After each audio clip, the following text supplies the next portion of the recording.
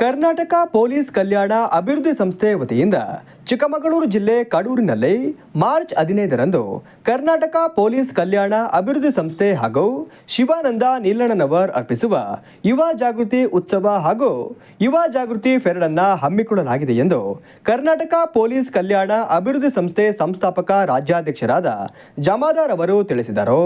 Karnataka police ಕಲ್ಯಾಣ ಅಭಿವೃದ್ಧಿ ಸಂಸ್ಥೆ ಹಾಗೂ ಶ್ರೀ ಶಿವಾನಂದ ಎಸ್ ನೀಲಣ್ಣನವರ್ ವಿಶ್ವದ ಅತ್ಯುತ್ತಮ ವ್ಯಕ್ತಿಯಾದಂತಹ ಅವರು ಅರ್ಪಿಸ್ತಾ ಇರುವಂತಹ ಯುವ ಜಾಗೃತಿ ಪರೇಡ್ ಹಾಗೂ ಯುವ ಜಾಗೃತಿ ಉತ್ಸವವನ್ನು ಚಿಕ್ಕಮಗಳೂರು ಜಿಲ್ಲೆ ಕಡೂರಿನಲ್ಲಿ ನಾವು ಇದೇ ಭಾನುವಾರ ದಿನ 15ನೇ ತಾರೀಕಿಗೆ ಆಯೋಜನೆ ಮಾಡಿಕೊಂಡಿದ್ದೀವಿ.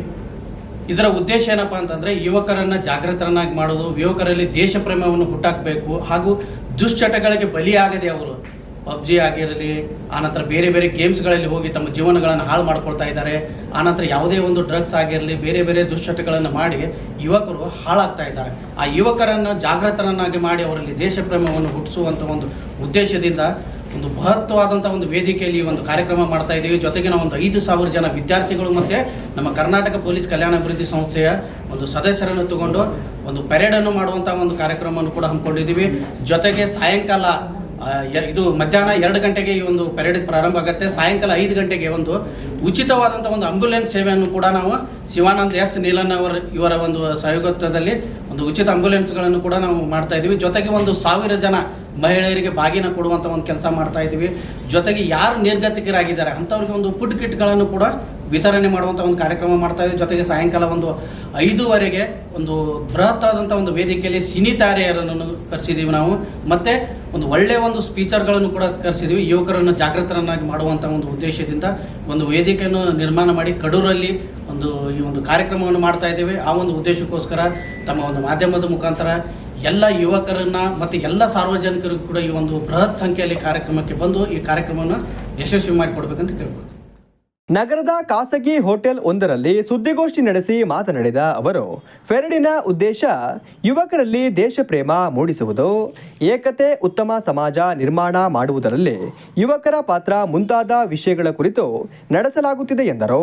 ಇವಾಗಿನ ನಮ್ಮ ಯುವ ಜನತೆ ಆಗಿರ್ಬೋದು ಹಾಗೂ ನಮ್ಮ ಎಲ್ಲ ಸಮಸ್ತ ಜನತೆ ಜೀವನವನ್ನು ಯಾವುದೋ ದಿಕ್ಕಿನಲ್ಲಿ ನಡೆಸ್ತಾ ಇದ್ದಾರೆ. ಮುಂಚೆ ಹೇಗೆ ಜೀವನ ಒಂದು ತುಂಬ ಸುಂದರವಾಗಿತ್ತು ಮೊಬೈಲ್ ಇಲ್ಲದೆ ಇರುವಂಥ ಕಾಲದಲ್ಲಿ, ಇವಾಗ ಮೊಬೈಲ್ ಇರುವಂಥ ಕಾಲದಲ್ಲಿ ಯಾವ ರೀತಿ ಜೀವನ ನಡೀತಾ ಇದೆ ಅದರ ಒಂದು ಎಚ್ಚರಿಕೆಯನ್ನು ಕೊಡಬೇಕು, ಒಂದು ಒಳ್ಳೆಯ ಸಂದೇಶವನ್ನು ಕೊಡಬೇಕು. ಮೊಬೈಲ್ಗೆ ಜನ ಮೊಬೈಲಿಂದ ಹಾಳಾಗ್ತಾ ಇದ್ದಾರೆ. ತಂದೆ ತಾಯಿಗೆ ಬೆಲೆ ಕೊಡ್ತಾ ಇಲ್ಲ, ಮಕ್ಕಳಿಗೆ ತಂದೆ ತಾಯಿ ಜೊತೆ ಬಾಂಧವ್ಯ ಕಮ್ಮಿ ಆಗ್ತಾ ಇದೆ. ಯಾಕಂದರೆ 24 ಗಂಟೆ ಮೊಬೈಲಲ್ಲೇ ಇರ್ತಾರೆ.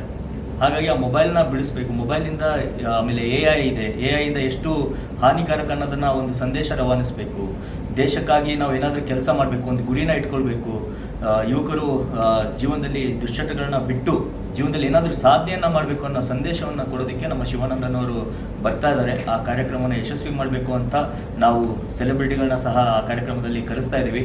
ಡಾಲಿ ಧನಂಜಯ ಅವರು ಬರ್ತಾ ಇದ್ದಾರೆ, ದುನಿಯಾ ವಿಜಯ್ ಅವರು ಬರ್ತಾ ಇದ್ದಾರೆ ಅಂತ ನಮ್ಮ ಕಲ್ಯಾಣ ಪೊಲೀಸ್ ಕಲ್ಯಾಣ ಅಭಿವೃದ್ಧಿ ಸಂಸ್ಥೆಯವರು ಹೇಳಿದ್ದಾರೆ.